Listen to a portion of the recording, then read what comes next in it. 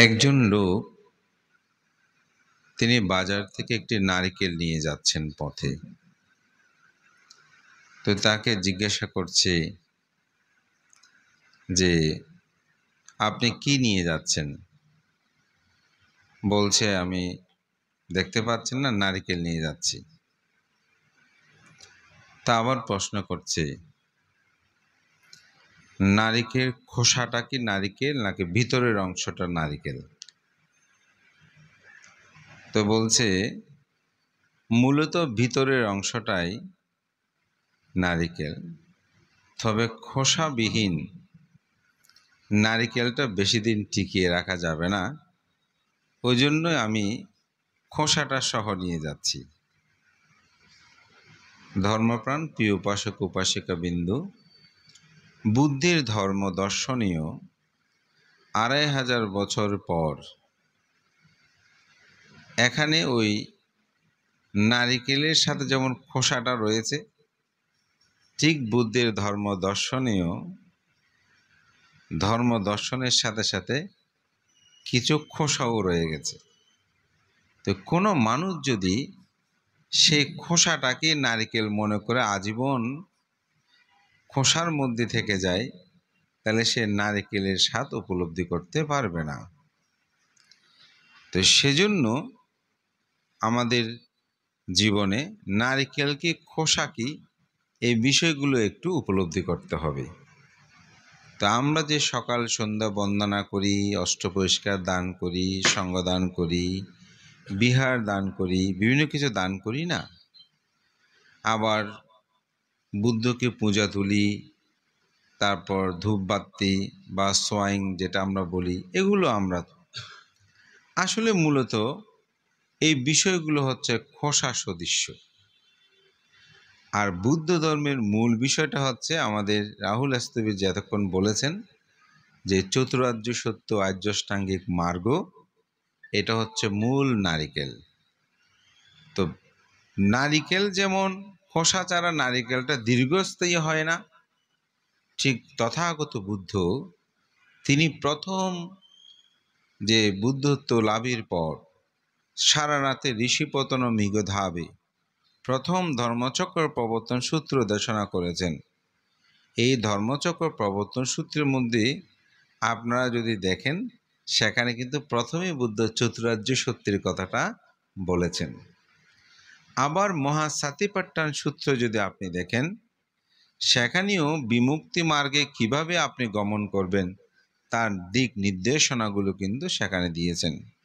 সেখানে আপনি কঠিন শিব দানও দেখবেন না, বিহার দানও দেখবেন না, বুদ্ধ পূজা, শিবলী পূজা, অমুক পূজা, এগুলো আপনারা দেখবেন না। কিন্তু বুদ্ধ যখন 45 বছর পর্যন্ত ধর্ম দেশনা করেছেন, তখন সেখানে কিন্তু এই খোসাগুলো ক্ষেত্রে সংযুক্ত হয়েছে। কারণ সেগুলো যদি না থাকে, তাহলে ওই নারিকেলকে যেমন রক্ষা করা যায়, বুদ্ধের ধর্মটাকে সেভাবে রক্ষা করা সম্ভব হবে না। আমি একটা বাস্তব গতকালকের কথা বলি। আমার ওখানে একজন শ্রমণ হয়েছেন। তো ছেলেটাকে মা বাবা অনেক দিন থেকে বলতেছে তুমি শ্রমণ হও, কিন্তু সে শ্রমণ হয় না। এখন বেশ কিছুদিন আগে আমি হয়তো 15 দিন হবে, বেশি না, আমি ফতেনগরে গিয়েছিলাম একটা সঙ্গদানে। এখন ছেলেটা আমাকে বন্দনা করেছে একদম কাছে গিয়ে। তো আমি তার মাথায় হাত দিয়ে একটু আশীর্বাদ করেছি, সুখী হও সুখী হও। এখন সেই ফিরে বাসায় আসার পরে সে বলতেছে আমাকে তোমরা শ্রমণ করাবে বলছিলে না, আমি শ্রমণ হব। তো বলে যে তোমাকে এতদিন শ্রমণ করাতে চাচ্ছে, হচ্ছে না। বলেছে না, লোকজিৎ ভান্তে আমাকে সেদিন মাথা ছুঁয়ে আশীর্বাদ দিয়েছে, এখন আমার শ্রমণ হতে ইচ্ছে করছে ভান্তের কাছে। ইতিমধ্যে তাকে অনেকবার বলেছে। তো গতকালকে যখন শ্রমণ হওয়ার পরে তার মা বাবা আমাকে বলছে, ভান্তে ছেলেকে অনেকদিন রাজি করাতে পারিনি, কিন্তু আপনি সেদিন দেখা হয়েছে, এখন তাকে মাথায় হাত বুলিয়ে আপনি আশীর্বাদ করেছেন, এখন তার চেতনা উৎপন্ন হয়েছে যে সে শ্রমণ হবে। আসলে হাত বুলার সাথে তার শ্রমণ হওয়ার সম্পর্কটা আসলে বেশি কিছু নয়, কিন্তু হয়তো তার আমার স্নেহবৎসলতা তার কাছে এটা প্রভাবিত করেছে। এখন সে প্রবুদ্ধ ধর্মে দীক্ষা গ্রহণ করার জন্য সে এসেছে। কিন্তু ধর্মের সাথে আচরণের সাথে আমার হাত বুলানোর দর্শনগত কোনো বিশাল কিছু নেই। কিন্তু ওই যে বললাম খোসা, এই খোসাটা তাকে আসল মুক্তি পানের দিকে নিয়ে যাওয়ার জন্য তার একটি সংকল্প বা তার প্রচেষ্টা, মা বাবার একটা চিন্তা, সেটা এখানে প্রভাবিত করেছে। এজন্য বুদ্ধের ধর্ম দর্শনে দুটি সুখের কথা বুদ্ধ বলেছেন। এটা অঙ্গুত্তর নিকায়ই। একটা হচ্ছে লৌকিক সুখ, আর একটা হচ্ছে লোকোত্তর সুখ। আপনারা যে গৃহী জীবনে থেকে স্ত্রী, পুত্র, কন্যা, বাড়ি ঘর, অর্থবিত্ত নিয়ে যেই সুখে আছেন, এটাকে বুদ্ধ কিন্তু সুখ নয় বলে নাই। বুদ্ধ এটাকে সুখ বলেছেন। এই জন্য আপনারা লিখেন শুভ বিবাহ, শুভ জন্মদিন। শুভ কথাটাকে এমনি লিখছে না, বুদ্ধ এটাকে কিন্তু লৌকিক সুখ হিসাবে বুদ্ধ প্রশংসা করেছেন। কিন্তু বুদ্ধ এই সুখের সাথে সাথে বুদ্ধ আবার বলছেন এই সুখের পিছনে একটা দুঃখ লুকায়িত আছে। এই সুখের পিছনে একটা দুঃখ লুকায়িত আছে। যেমন আপনি সন্তান গর্ভে ধারণ করলেন, পিতামাতা দুজনেরই কষ্ট হয়েছে না? সে যখন ভূমিষ্ঠ হলো খুব আনন্দ খুশি পেলেন, সে যখন আপনাদের মনের মতো হলো তাকে আনন্দ পেলেন। কিন্তু যখন তাকে বিবাহযোগ্য হয়ে বিবাহ দিলেন তখন দুঃখ উৎপন্ন হয়েছে। ছেলে হলেও ছেলে আমার আগের মতন থাকবে না, হ্যাঁ, এরকম করে অনেকেই কান্নাকাটি করে। তারপর সেটাও যদি সুখ মনে করেন, ছেলে সুবাদ্য কোমল সব কিছু ঠিক, কিন্তু একদিন তাকে ছেড়ে চলে যেতে হবে। তাহলে সুখের সাথে দুঃখটা আছে না? আছে। তো বুদ্ধ বলছেন এই লৌকিক সুখের সাথে একটা দুঃখ লুকায়িত আছে। কিন্তু বুদ্ধ আরেকটি সুখের কথা বলেছেন, সেটা হচ্ছে লোকোত্তর সুখ, যে সুখের মধ্যে কোনো দুঃখ লুকায়িত নাই, যে সুখের মধ্যে কোনো দুঃখ স্পর্শ করতে পারে না। সেটাই আমাদের রাহুল স্থবির বলেছেন যে শ্রোতাপত্তি স্থগিতাগামী অনাগামী অরহত্ব মার্গ জ্ঞান। এটি যখন মানুষ অর্জন করে সেই সুখটা কিন্তু কখনো বিনাশ হয় না। আমি একদিন খুব অবাক হয়েছে, আমার অনেকবার দেশ, যেটা আমি বলেছি, আমি মোটামুটি আসলে গাড়িতে বসি, যেখানে বসে মোবাইলে এখন সুযোগ, আগে তো বই নিতাম, মোবাইল এখন পুরো ত্রিপিটক অ্যাপসটা আছে, চেষ্টা করি যে কোনো। একদিন আমি হঠাৎ গাড়িতে পড়ছিলাম, না বোধহয় বিহারে, হঠাৎ একটা বিষয় পেলাম অঙ্গুত্তর নিকায়ী, যে সেখানে বুদ্ধ বলছে যে হে ভিক্ষুগণ, বিদ্যার ধ্বংস আছে, প্রজ্ঞার ধ্বংস নাই। কথাটা আমি অনেকক্ষণ ভাবলাম। আমাদের মা বাবারা ছোটবেলা থেকে আমাদেরকে বলতো লেখাপড়া করো, অর্থবিত্ত এগুলো মানুষের চুরি করে নিয়ে যাবে, হারিয়ে যাবে, কিন্তু বিদ্যা অর্জন করলে সেটা কোনোদিন হারাবে না, ধ্বংস হবে না, লেখাপড়া করে, এবং আমাদেরকে হিত উপদেশ দিয়েছেন। কিন্তু বুদ্ধ বলছেন যে না, বিদ্যা ধ্বংস হয়ে যাবে কিন্তু প্রজ্ঞা ধ্বংস হবে না। এটা কেমন কথা? তো আসলেই বিদ্যার ধ্বংস আছে। আমরা ছোটবেলা থেকে যে শিক্ষাগুলো অর্জন করেছি, আমি অনেকগুলো হয়তো সূত্র শিখেছি, আমি বয়োবৃদ্ধ হতে হতে এগুলো হারিয়ে যেতে পারে। অথবা একজন ভালো শিক্ষককে দেখেছি যিনি ভালো ম্যাথমেটিক্স পড়াতে পারতেন, সুনাম সুযশ, কিন্তু হঠাৎ স্ট্রোক করেছে, এখন উনি দুইয়ে দুইয়ে কত হয় সেটাও তিনি ভুল করে। তাহলে তার বিদ্যা ধ্বংস হয়েছে না? আপনি একটি ফর্মুলা জানেন, অস্ত্র ধরে সেটা পাচার হয়ে অন্যজনে নিয়ে যাচ্ছে না? তাইলে আমরা মা বাবা থেকে শুনেছি যে বিদ্যার ধ্বংস হয় না, কিন্তু এখন আমরা যদি গভীরভাবে চিন্তা করি তাহলে দেখা যাচ্ছে বিদ্যা ধ্বংস হচ্ছে, চুরি হয়ে যাচ্ছে, ডাকাতি হয়ে যাচ্ছে। সেজন্যই বুদ্ধ বলছেন বিদ্যা ধ্বংস আছে কিন্তু প্রজ্ঞার কোনো ধ্বংস নাই। প্রজ্ঞা মানে কি? শ্রোতাপত্তি, স্থগিতাগামী, অনাগামী, শ্রোতাপত্তিটা আসলে কি? এই শ্রোতাপত্তিটা দশ সংযোজনের মধ্যে 3টি সংযোজন ধ্বংস হয়ে যায়: সৎকায়ু দৃষ্টি, বিচিকিৎসা এবং শিলব্রত পরামর্শ। সৎকায়ু দৃষ্টি কি? সৎকায়ু দৃষ্টি বলছে আমি বলি যে এই পৃথিবীর সবগুলোকে আমিত্ব প্রকাশ করি। আমার সম্পদ, আমার বাড়ি, আমার স্ত্রী, আমার পুত্র। আমরা একটা মৃত্যু অনুষ্ঠানে গেলে এগুলো দেখলেই বলি আসলে এই জগতে কিছু নাই। আমরাও সেরকম করে বিক্রি হয়েছি না? কিন্তু আমাদের একটা মোহ আছে। এই মোহটা আমাদেরকে আবৃত করে রেখেছে। চেষ্টা করছি, কিন্তু মোহটা এমনভাবে রেখেছে, এটাকে ছেদন করে যাওয়াটা কিন্তু অনেক কঠিন। তো মোহ, লোভ এবং দেশ, এই দুটিকে অবলম্বন করে মোহটা কিন্তু উৎপন্ন হয়। মোহ আলাদাভাবে আসতে পারে না। এটি অভিধর্মে আপনি যখন চিত্ত চৈতসিক বিষয়গুলোকে দেখবেন, তখন লোভচিত্ত, দেশচিত্ত এটা মোহ দিয়ে আবৃত করে। একটা উদাহরণ বলি, যেমন বর্ষা এখন দিন, আপনি পথ দিয়ে হেঁটে যাচ্ছেন, যাওয়ার সময় একটা কই মাছ রাস্তায় উঠে গেছে। তো কই মাছটা দেখে আপনার ইচ্ছে হচ্ছে এটা আমি খাবো, খুব জীবিত, হ্যাঁ, দেখতেও ভালো লাগছে। এটি কোন চিত্ত? এটি হচ্ছে লোভচিত্ত। এটা আপনার অন্তর্জগতে কি উৎপন্ন হয়েছে? লোভ উৎপন্ন হয়েছে, লোভচিত্ত। এখন এটা তো জীবিত, এটা ধরতে হলে মাছটার সাথে আপনাকে যুদ্ধ করতে হবে না? এই যে যুদ্ধটা করবেন, এটা কোন চিত্ত? দেশচিত্ত। তাহলে লোভচিত্ত আপনাকে দেশচিত্তে প্রভাবিত করেছে। তারপর আপনি তাকে হত্যা করেছেন, তারপর গলা ধারণ করেছেন বা আপনি খেয়েছেন। তাহলে কোন চিত্ত? লোভচিত্ত দেশচিত্তকে প্রভাবিত করেছে।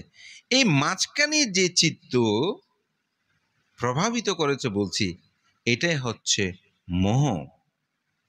আপনি যদি তৎমুহূর্তে চিন্তা করেন যে না, এই জিহ্বার স্বাদের আচ্ছাদনের জন্য একটি প্রাণীকে আমি হত্যা করব, প্রাণীর সাথে যুদ্ধ করব, না, এটা আমি করব না। এই এই এই জ্ঞানটা, এই প্রজ্ঞাটা যখন উৎপন্ন হয়েছে, খাওয়ার যে তীব্র চেতনা এটি নিরুদ্ধ হয়েছে, ওই মোহটা নিরুদ্ধ হয়েছে, তখন আপনি বলছেন না, আমি এটা চাই না। আপনি সেখান থেকে সরে যেতে পারলেন। আপনাদেরকে যদি এখন প্রশ্ন করি, উপাসক আপনারা কেমন আছেন? সবাই বলবেন ভান্তে ভালো আছি। আচ্ছা উপাসক, আপনি কি সন্তুষ্ট? যদি কেউ বলতে ভান্তে আমার যা এখন যে মুহূর্তে যা আছে এগুলো নিয়ে ভান্তে আমি ভালো আছি, আর বেশি কিছু চাই না। আসলে কি আপনি পৃথিবীর অধীশ্বর? আপনার কাছে কি সব আছে? না, আপনার কাছে সব নাই, কিন্তু আপনার মনের কাছে সব আছে। এই মনের কাছে যখন সব আছে বলে আপনি মেনে নিতে পেরেছেন মোহমুক্ত ওই মুহূর্তে, তখনই আপনি ওই মুহূর্তে সুখী। আর যদি আপনি মনে করেন যে না ভান্তে আমি আরো চাই, আরো চাই, তাহলে আপনি সুখী নয়। আপনি নয়, আমরাও সুখী নয়। আমরাও যদি আরো চাই, আমরাও আরো কি সুখী নয়। সে ভিক্ষু বলে সুখী হবে কোনো কথা নেই। যার যত বেশি তৃষ্ণা, সে মানুষ তত বেশি কিন্তু দুঃখী। যার কাছে যত বেশি তৃষ্ণাহীন, সে মানুষ তত বেশি সুখী। আমাদের একজন বিখ্যাত বুদ্ধ পণ্ডিত, আর্য শ্রাবক হিসেবে খ্যাত, আপনার নাম বললে জানবো, আমাদের সুজন বাবু তো জানবেনই, জ্ঞানেশ্বর মস্তবী মহোদয়। অনেকে আপনার নাম শুনেছেন। তো পরম শ্রদ্ধেয় জ্ঞানেশ্বর মস্তবীর মহোদয়, তিনি 3বার ভিক্ষু হয়েছেন। ভিক্ষু 3বার হয়েছে, কোনো অপরাধ করেছে তা নয়, শুধু বিশুদ্ধতা চিন্তা করে। যখনই কোনো জায়গায় গিয়েছে, বিনয়, কারণ মার্গ জ্ঞান লাভ করতে কিন্তু বিনয় লাগে। তো সেজন্য উনি মনে করেছেন আমাকে আরো একটু বিশুদ্ধ হতে হবে। যখনই প্রস্তাব দিয়েছে উনি তখনই আবার কর্মবাচা শ্রবণ করেছেন, আবার ভিক্ষু হয়েছেন। তো ভান্তে দীর্ঘদিন ধ্যান করলেন, কিন্তু ওনার যে লক্ষ্য বস্তু বা যেখানে উনি ওনার চিত্তকে নিয়ে যেতে চায়, সেখানে তিনি কোনো ক্রমেই নিয়ে যেতে পারছে না। তখন তিনি তৎকালীন সময়ের গুমান মর্দনে রাজেন্দ্রলাল মৎসদ্দি ছিলেন।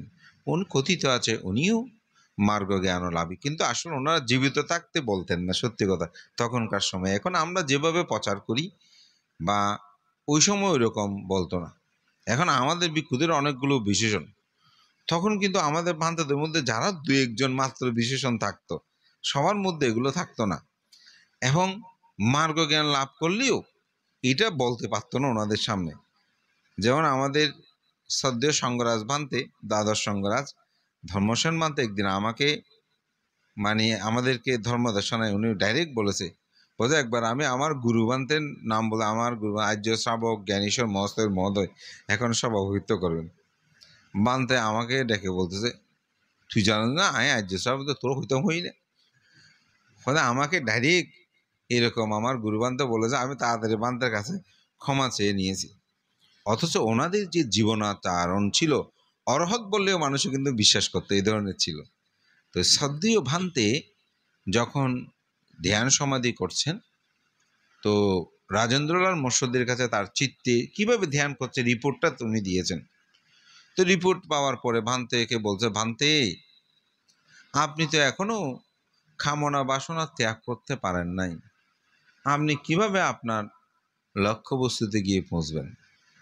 তো ভান্তে খুব চিন্তা করছে, আমি এরকম ভিক্ষু হলাম। আমি ভান্তে কিন্তু একজন তৎকালীন সময় বৈশুদ্ধ চিকিৎসক ছিলেন, এগুলো ভালো লব্ধ প্রতিষ্ঠিত, এগুলো ত্যাগ করে আসলাম। এত কিছুর পরেও আমাকে বলছে আমি কামনা বাসনা ত্যাগ করতে পারিনি, এটা কি বলছে? অনেকক্ষণ ভাবার পর উনি কিন্তু বলে দেয়নি, কিন্তু ভান্তে নিজে নিজে আবিষ্কার করছে, ও তো ভান্তের পরিকল্পনা ছিল আমি সাধনায় উন্নত হই বাংলাদেশে এসে বিশাল একটা বিদর্শন ভাবনা কেন্দ্র করব। হ্যাঁ, ওখানে আমি ধ্যান দেব, মানে আচার্য হব, এই ধরনের ভান্তে কামনা বাসনা করতেন। দেখেন কোথায় কি কামনা। তো ভান্তে ওখানেই সংকল্প নিলেন, না আমি কখনো আর এই বিদর্শন আচার্য মুখ হওয়ার জন্য আমি চেষ্টা করব না। এইটি সংকল্প ত্যাগ করে ভান্তে আত্মসাধনায় নিমগ্ন হলেন। এবং ভান্তে বাংলাদেশে ফিরে আসার পর তিনি কখনো বিদর্শন ভাবনা কেন্দ্র মুখ, তবে হ্যাঁ, ভান্তের কাছে কেউ যদি গিয়ে বলতো, ভান্তে ভাবনা কিভাবে করব আপনি একটু আমাদেরকে বলুন বা আমাকে বলুন, যেটাকে কর্মস্থান প্রদান বলে, সেটা কিন্তু ভান্তে আজীবন করেছেন। তাহলে এটা কিন্তু একটা সৎ চিন্তা, কুশল চিন্তা। অর্থাৎ আমি ভাবনা কেন্দ্র করব, ভাবনা দেব, এটা আমরা কুশল কথা বলছি না, এটাও কিন্তু ওই লোকোত্তর জ্ঞানে অর্জনের ক্ষেত্রে বাধা প্রদান করে। সেজন্য সৎকায় যেটা আমার বলে আমি করব আমার, এটা চলে যায়, এটা এই সংযোজনটা থাকে না। বিচিকিৎসা, এই যে আমাদের রাহুল স্তবে বলেছে যে সম্মুখ দৃষ্টি, যেটা বলছে এখানে সম্মুখ দৃষ্টি কাকে বলে, আমি এটা গাথায় বলেছি যে দুঃখ ইয়ানা, দুঃখ সামুদায়ানা, দুঃখ নিরুদয়ানা, দুঃখ নিরুদাগামিনী পাটিপাদায়ানা, আয়াং ভিক্ষাবে সাম্মা দিট্টি। এটাই হচ্ছে আসলে বৌদ্ধ ধর্মের যেটাকে বলে হার্ট অ্যান্ড সোল, যে দুঃখ আছে, দুঃখ কি, দুঃখের কারণ, দুঃখ নিরুদ, দুঃখ নিরুদের উপায়। এটাই হচ্ছে আসলে বুদ্ধির ধর্ম। আমাদেরকে আপনারা বিভিন্ন প্রশ্ন করতে পারেন বুদ্ধ ধর্মে, এ জাতক ঠিক কিনা, অমুকে কিনা, বা সঙ্গদান, বা নারী পুরুষ, অনেক ধরনের প্রশ্ন নিয়ে আমরা এখন আলোচনা করি না, বিভিন্ন কিছু। এগুলো হচ্ছে সাল, খোসা, এ খোসা নিয়ে বিতর্ক করেছি। কিন্তু বুদ্ধ ধর্মের যে মূল বিষয়, এটা নিয়ে কেউ বিতর্ক করতে পারবে না পৃথিবীতে। এই পর্যন্ত কেউ, কোনো পণ্ডিত, মাঝে মধ্যে আমার সুযোগ হয় বিভিন্ন ধর্মাবলম্বীদের সাথে বসে কথা বলার, স্কলার যারা আছে, তো আসলে এই মূল চতুরার্য সত্য নিয়ে কেউ কিন্তু বিতর্ক করতে হবে কেন? কারণ এটা প্রেজেন্ট থ্রু, এটা বর্তমান সত্য। কেন ভান্তে? যেমন জন্ম দুঃখ, জরা দুঃখ, ব্যাধি, এই দুঃখগুলো নাই কেউ বলতে পারবে? এগুলো আমাদের সবার আছে। এই দুঃখের কারণ ওই যে বললাম তৃষ্ণা, আকাঙ্ক্ষা। তাহলে তৃষ্ণা যারা আছে, এই দুঃখগুলো তার কাছে বেশি, তো তাই না? দুঃখ নিরুদ্ধ, তৃষ্ণা নিরুদ্ধ, দুঃখ নিরুদ্ধ। দুঃখ নির্দূর উপায় শীল সমাধি প্রজ্ঞা বা অষ্টাঙ্গিক মার্গ। এটার এখানে স্বর্গেরও কোনো ব্যাখ্যা নাই, সত্যি কথা বলতে নরকেরও কোনো ব্যাখ্যা নয়, এখানে অষ্টশীল দান ধর্ম এগুলোর কোনো ব্যাখ্যা নয়। আপনি যদি এই মূল নির্যাসটাকে অন্তর্জগতে ধারণ করে পালন করতে পারেন তাহলে আপনি সুখী হবেন। যেমন আপনি পথে হেঁটে যেতে যেতে দেখলেন, ইস এত সুন্দর একটা বাড়ি, ও আমার কাছে তো এই বাড়ি নাই, তাহলে আমি কিসে কিসে আবৃত হয়েছে? তৃষ্ণাই। দুঃখটা উৎপন্ন হয়েছে কেন? তৃষ্ণার কারণে। তা আমি বললাম তাহলে দুঃখটাও চিহ্নিত করেছি, কারণটাও চিহ্নিত করেছি, এখন এটাকে নিরোধ করতে হবে যে এবারে কি আর আমার সাথে যাবে? আমি যেমন আছি থাকতে পারলে তো, জীবন তো পরের জায়গা পরের জমি, আমরা বলছি না, এগুলো তো সাথে কিছু যাবে না। ওই প্রজ্ঞা এনেছেন, প্রজ্ঞা যখন উৎপন্ন হয়েছে তৃষ্ণা নিরুদ্ধ হয়ে গেছে, তৃষ্ণা যখনই নিরুদ্ধ হয়েছে দুঃখ নিরুদ্ধ হয়ে গেছে। এটাই তো বুদ্ধির আদর্শ শিক্ষা। এটা হচ্ছে নারিকেল, এটা হচ্ছে মূল। এটি যখন আপনার জীবনে প্রতিনিয়ত প্রয়োগ করবেন, আপনি সুইসাইড করবেন? কোনোদিনও করবে না। আমি সেদিনের জায়গায় বলেছি যে আপনার মধ্যে একটা দুঃখ উৎপন্ন হয়েছে, বিষম দুঃখ, মান সম্মান সব চলে গেছে। আপনি যদি ভাবেন এটাও অনিত্য, দুঃখটাও কিন্তু অনিত্য, এটা চিরকাল থাকবে না। সুখ উৎপন্ন হয়েছে, সেটাও চিরকাল থাকবে না। তাদের সাব্বে সাংকারা অনিচ্ছাতি ইয়াদা পাইয়া পাশ্চাতি। অর্থাৎ প্রজ্ঞা দিয়ে যখন দেখবেন যে যত সংস্কার এগুলো সব অনিত্য। সংস্কার বলতে শুধু আমরা জন্ম মৃত্যু সংস্কার নয়, সংস্কার বলতে জীবন চলার পথে প্রতিটি কিছু। এক সময় আপনাকে আপনি দুর্নাম করছে কেউ, আপনি যদি বলেন যে না এটাও তো অনিত্য, আপনার সুনাম করছে, এটাও অনিত্য, তখন দেখবেন আপনি কারো কথায় বিচলিত হবেন না। আপনাদের প্রকাশিত একটা বই, আপনাদের ভাই ঢাকাতে যিনি থাকেন মনে, উনি বইটা প্রকাশনা করেছেন, আপনার বাবা লিখিত একটা বই। বইটা আমি পড়েছি। তো ভগবানচন্দ্র মস্তবীরকে নিয়ে আপনার বাবার একটা লেখা, সেটা হচ্ছে ভগবানচন্দ্র মস্তবীর শহীদ বাড়িতে ওনার একটা জন্মজয়ন্তী হচ্ছিল। তো জন্মজয়ন্তী অনুষ্ঠানে আপনার বাবা সেখানে উপস্থিত, আমাদের জ্যোৎস্না বিকাশ বাবু। তো ভান থেকে ওই অনুষ্ঠানে বিবিধ দানীয় দ্রব্য ভান থেকে দান করছে, ফুল মাল্য, তৎকালীন সময়ে ও জন্মজয়ন্তী মস্তবী বরণে বিভিন্ন কিছু দেয় না, এভাবে দিচ্ছি। তো আপনার বাবা এমনভাবে তাকিয়েছে থেকে তিনি তার অনুভূতিটা লিখেছেন তার অন্ত্যেষ্টিক্রিয়াতে, যেটা আমার হৃদয়ে ছুঁয়েছে। যে তিনি লিখলেন, এই পুণ্যবান পুরুষকে বহু মানুষে বহুবিধ কিছু দিয়ে তাকে পূজা অর্ঘ্য নিবেদন করছে, চারিদিকে উৎসবে রব উঠেছে, বিবিধ বাদ্যবাজনায় মাইকে বিভিন্ন ক্ষেত্রে তার গুণকীর্তন করছে। কিন্তু এই ভগবানচন্দ্র মস্তবীরকে দেখলাম এগুলোতেই যেনই কিঞ্চিত পরিমাণ তার ভ্রুক্ষেপ নেই। জাগতিক জীবনে যাহা কিছু মেনে নিতে হয় যেন সেগুলোই তিনি গ্রহণ করছে আর ত্যাগ করছে। যে যে দ্রব্য দিচ্ছে সেগুলো গ্রহণে আমার মনে হচ্ছিল কোনো আকাঙ্ক্ষা নাই, যেন এক মুক্ত পুরুষ এখানে বসে আছেন। এটাই হচ্ছে নির্মলতা। অর্থাৎ চিত্তেই যখন আপনি কোনো কিছুতে ভাবাবেগ হবেন না, তখন সেখানে আপনি আনন্দ পাবেন। আমাকে একজন ভান্তে বলল, তুমি এত কাজ কীভাবে ঘুমায়? ভান্তে আমি তো ঘুমানোর সাথে সাথে আমার ঘুম আসে। বলছে কেমন করে, এটা কি? আমি ভান্তে আমি অনেক বড় মানুষ সেটা আমি বলবো না, তবে ভান্তে আমি যা কাজ করি আমি মানসিকভাবে কিন্তু খুব মানে কুশল নিয়ে কাজ করি। আমি ভাবি যে আমি কোনোরূপভাবে অন্যায় কোনো কিছু চিন্তা করে কাজটা করছি না, যার কারণে আমি ভান্তে এগুলো নিয়ে এত বেশি ভাবি না। মোটামুটি আমার মানসিকভাবে আমি স্বচ্ছ, আমার মনে হতে সেই কারণে এটা সম্ভব। তো আসলে অর্থাৎ চিত্ত যদি আপনার ভালো থাকে, সৎ থাকে, নির্মল থাকে, সেই মানুষের মন মানসিকতা জীবনাচরণটাও আসলে সুন্দর হয়। তো এই জন্য বলছে আপনি যখন চিত্ত জগৎটাকে নির্মল রাখবেন দেখবেন আপনি মানসিকভাবে সুখী হবেন। তো তাহলে চতুরার্য সে যে প্রয়োগ, এটা যখন আপনি প্রয়োগ করবেন, নিজে দুঃখ এসেছে আপনি ভাবলেন যে না, এই দুঃখ নিরূত হবে, সুখ এসেছে, এই দুঃখ চলে যাবে। ওই সাব্বে সাংকারা আনিচ্ছা। আমরা সাব্বে সাংকারা আনিচ্ছা বলতে শুধু মৃত্যুটাকে বুঝি। অনেক সময় আমাদের জীবনের প্রয়োগীয় ক্ষেত্রে আমরা মনে করি মানুষ মরে গেছে, এ আনিচ্ছা ওয়াতা সাঙ্গা। কিন্তু আমাদের চিত্তজগতের যে প্রতিনিয়ত ঢেউ, উৎপত্তি, এগুলো যে ক্ষণে ক্ষণে উৎপত্তি এবং নিরুত হচ্ছে, এটাকে কিন্তু আমরা উপলব্ধি করি না। এটাকে যখন আপনি উপলব্ধি করবেন, তখন আপনাকে কোনো দুঃখ আপনাকে স্পর্শ করতে পারবে না। যেমন একজন আপনাকে খুব বড় কথা বলেছে, মন্দ কথা বলেছে, আপনি যদি ভাবেন হ্যাঁ মন্দ বলেছে, কি হয়েছে, মন্দ বলেছে অসুবিধা নেই, মন্দ বলুক, এটাকে উপেক্ষা করতে পারা, এই উপেক্ষা জিনিসটা একটা অসাধারণ।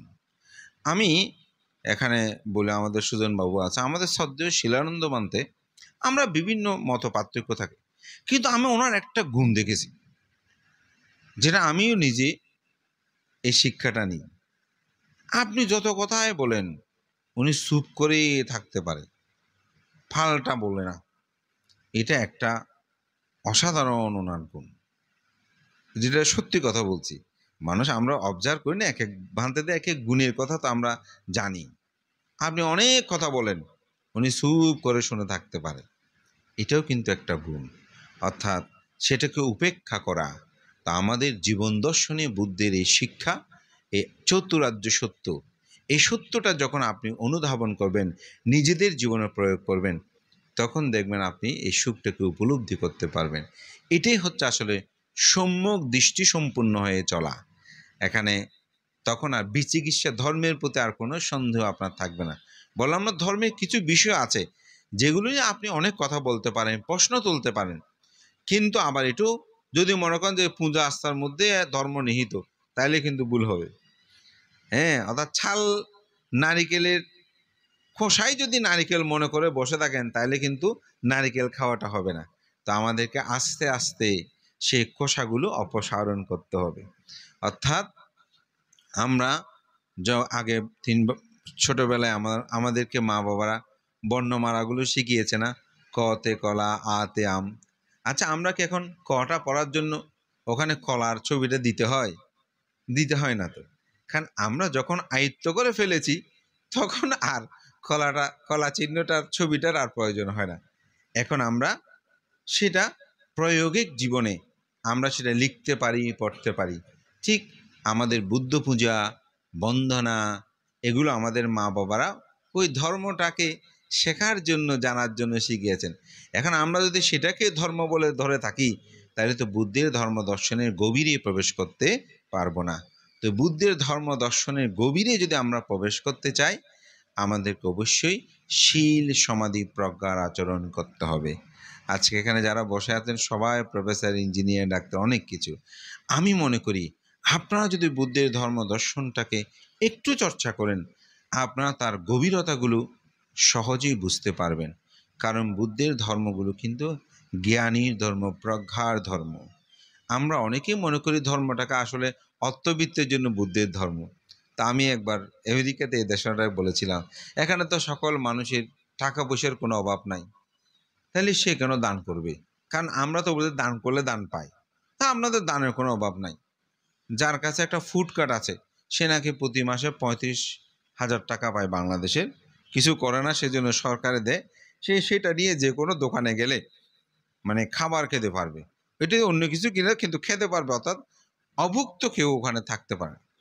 এমনকি জন্মদিন উপলক্ষে ওই যে হোমলেস বলে, ওখানে ভিখারিদের যারা আছে, ওদেরকে একটু খাদ্য দেওয়ার জন্য মানুষ ঘুরে, হোমলেসগুলো কোথায় বসে, কোথায় পাওয়া যায়, এটা খোঁজে দান দেওয়ার জন্য। তাহলে চিন্তা করে দেখেন তাদের অর্থনৈতিক অবস্থাটা কেমন।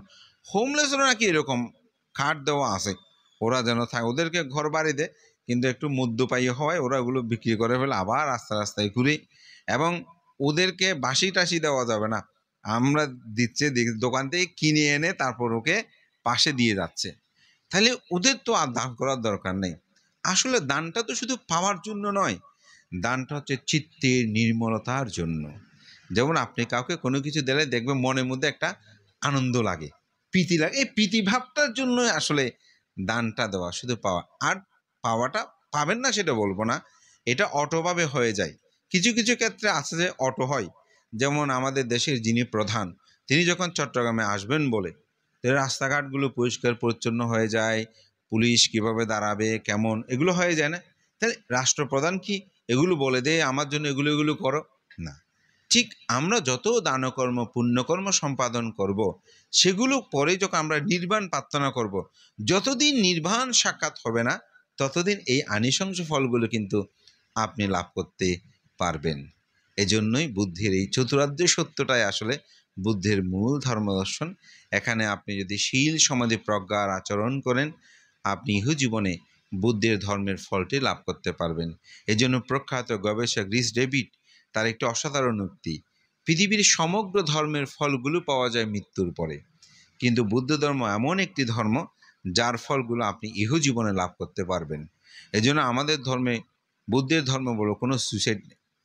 আপনি যদি বোম ফিটিং করে মানে ধর্মের জন্য জীবন দিয়েছেন বলে মরেন, বুদ্ধ ধর্ম কিন্তু সেটাকে স্বীকার করে। কেমন একটা ধর্ম দেখেন। বুদ্ধ বলছেন আমি সেরকম বলি না, আমি বলি তোমার লোভ দেশ মোহকে ভঙ্গ করতে পারলেই তুমি প্রকৃত হত্যাকারী। কি প্রকৃত হত্যাকারী? আমরা ভগবান তো ডাকি যে সৃষ্টিকর্তা রূপে, কিন্তু ভগবান সংজ্ঞাটা বুদ্ধ ধর্মে কি বলে? ভাগ্যা রাহ, ভাগ্যা দোষ, ভাগ্যা মোহ। যিনি সমগ্র রাগকে ভঙ্গ করেছেন, হত্যা করেছেন, দেশকে হত্যা করেছেন, মোহকে হত্যা করেছেন, তিনিই হচ্ছেন আসলে ভগবান। কেশি সূত্রের মধ্যে বুদ্ধ এটা বলেছেন। হত্যার কথা যখন বলেছে, বুদ্ধ আপনি তো প্রাণী হত্যা করতে নিষেধ করেন, কিন্তু এখানে আপনার শিষ্যদের হত্যা করার কথা কেন বলছেন? তখন বুদ্ধ সেখানে বলেছেন, এই হত্যা মানুষ হত্যা নয়, এই হত্যা প্রাণী হত্যা নয়, এ হত্যা তো অন্তর জগতের মধ্যে যে লোভ দেশ মোহ উৎপন্ন হয় সেটাকে হত্যা করা। তো আজকের এই দানাদি কর্ম মূলত আসলে আমাদের অন্তর্জগতে যে লোভ উৎপন্ন হয়, দেশ উৎপন্ন হয়, মোহ উৎপন্ন হয়, সেগুলোকে ছেদন করার জন্য, সেগুলোকে নিরোধ করার জন্য আজকের এই মুহূর্তে আসল আয়োজন। তো কাকে স্মরণ করে? পিতাকে স্মরণ করে। তো ভগবান তথাগত বুদ্ধ এই মাতা পিতার গুণের কথা বলেছেন। সুখ মাত্তায়াতা লোকে আতপেত্তায়াতা সুখা, সুখ সামায়াতা লোকে আত ব্রহ্মায়াতা সুখা। জগতে মাতৃভক্তি সুখকর, পিতৃভক্তি সুখকর, সাধু সৎপুরুষ ভক্তি সুখকর। তো এই পরিবার প্রতি বছরই তারা পিতামাতাকে স্মরণ করে এইসব আয়োজন করেন। আমার একবার সৌভাগ্য হয়েছিল, সে আপনাদের জন্মতীর্থ সে রাঙ্গুনিয়া পদুয়া গ্রামে যাওয়ার। খুব সুন্দর একটি পরিবেশ। তা আপনারা অত্যন্ত সৌভাগ্যবান অতিথিও, আপনাদের পুণ্য পারামি আছে, আপনার সৎ বংশজাত পরিবারে আপনার জন্মগ্রহণ করেছেন। তো উচ্চকুলজাত মানুষ কখন জন্মগ্রহণ করে? যখন মানুষ নিরহংকারী হয়। মানুষ নিরহংকারী হলে তারা উচ্চকুল হয়, যারা অহংকারী হয় তারা নিচুকুলের মধ্যে উৎপন্ন হয়। অর্থাৎ নিচুকুল বলতে কি অর্থবিত্ত না থাকা না, নিচুকুল বলতে দুঃশীল দুরাচারী পরিবারে, মা বাবাও দুঃশীল, পিতামাতাও দুঃশীল, এরকম দুঃশীল পরিবারে জন্মগ্রহণ যারা করে তারাই হচ্ছে নিচুকুল। তাতে কি হয়? আপনি অর্থবিত্ত থাকলেও বোঝে না তার বাপ চোর, তার মা অমুক, এরকম বলে না। অর্থাৎ এটা তো নিচুকুলি। আর বলে যে না অর্থবিত্ত থাকুক না থাকুক তারা খুব শীলবান, সামাজিক ব্যক্তিত্ব, গুণীবান। সেসব পরিবারে জন্মগ্রহণ করলে আপনার পরিচয় এখনও আপনারা স্বস্বক্ষেত্রে প্রতিষ্ঠিত, কিন্তু আপনাদের বাবারা এমনভাবে সমাজে প্রতিষ্ঠিত, যদি বলেন ভান্তে আমি জ্যোৎস্না বিকাশ বাবুর ছেলে, যে কোনো কেউ চিনবে। এটাই হচ্ছে ভালো পিতামাতা লাভ করা। দ্বিতীয় হচ্ছে আত্মপ্রচেষ্টা। নিজের মধ্যে প্রচেষ্টা না থাকলে আপনারা এরকম প্রতিষ্ঠিত হতে পারতেন না।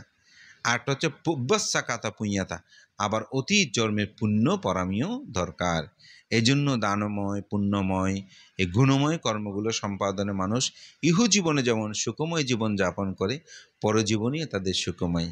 তো লোকীয় সত্যের সুখের সাথে সাথে আমরা যেন লোকত্বের সাধনা করি।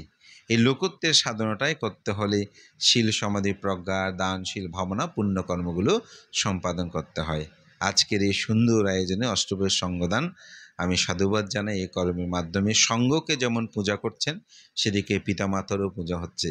তো জগতে যদি বুদ্ধির আবির্ভাব না হয় তাহলে এটি সম্ভব নয়। এই জন্য বলে সুখ বুদ্ধানাং উৎপাদ সুখ সাধ্যম দেশানা সুখ সঙ্গস্য সামাগ্রী সামাজ্ঞানাং তপসুখ।